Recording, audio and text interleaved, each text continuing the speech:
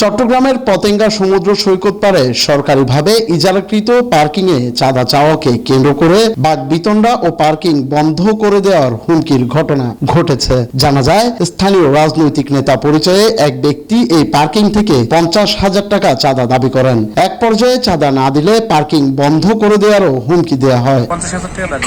ওনার নাম হলো ইসমাইল সাহেব। সেদিনকে রাতে উনি এখানে আইছিল পার্কিং বন্ধ করে দেওয়া হবে, টাকা দিলে পার্কিং খুলে দেওয়া হবে।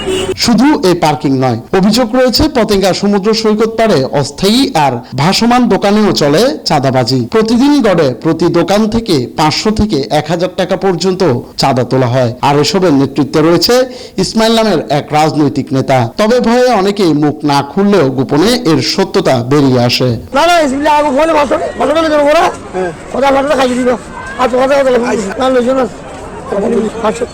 এদিকে চাঁদাবাজির পাশাপাশি সমুদ্র সৈকতের প্রায় সব দোকানে রয়েছে এই নেতার অবৈধ বিদ্যুৎ সংযোগ। সম্প্রতি এমন অভিযোগে এসব দোকানে অবৈধ বিদ্যুতের সংযোগ বিচ্ছিন্ন করে দুটি অবৈধ মিটার উদ্ধার করে বিদ্যুৎ অফিস।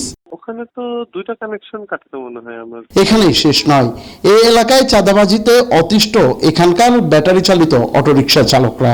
পতেঙ্গা থানার স্বেচ্ছাসেবক দলের যুব আহ্বায়ক উসমান, 41 নং ওয়ার্ডের উসমান, তারপর হচ্ছে ইসমাইল, ফুরকান আর অঙ্গ সংগঠন সবাই জড়িত এর সাথে। আমার গাড়ি একটা আটকাইছে, আমার ড্রাইভারে হ্যানস করছে, ভাই আমাদেরকে কোটা দিতে হবে। আমি কেন কোটা দিব?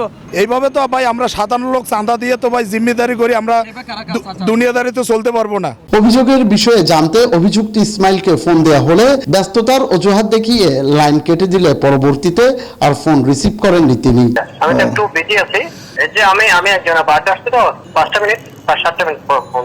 এই বিষয়ে পতেঙ্গা থানার ভারপ্রাপ্ত কর্মকর্তার সাথে কথা হলে তিনি চাঁদাবাজির বিষয়ে জিরো টলারেন্স দাবি করে চাঁদাবাজদের আইনের আওতায় আনার প্রতিশ্রুতি জানান। চাঁদাবাজির ব্যাপারে আমাদের কঠোর পদক্ষেপ, চাঁদাবাজি আমাদের এলাকায় কখনো হয় নাই আর হবেও না আশা করি। এই জন্য চাঁদাবাজ পেলে আমরা অবশ্যই ধরবো। ও চাঁদাবাজি করলে 100% ধরা পড়বে। আমি এই ধরনের উঠছি এখানে। ছুটির দিন কিংবা অবসরে নগরের বিভিন্ন প্রান্ত থেকে পতেঙ্গা সমুদ্র সৈকতে বেড়াতে যান হাজারো পর্যটক। অধিকাংশ পর্যটকের অভিযোগ, সেখানে গিয়ে সারি সারি দোকানের ভিড়ে তারা আসল সৌন্দর্যই উপভোগ করতে পারেন না। জুনায়েদ হাসান, চ্যানেল 9, চট্টগ্রাম।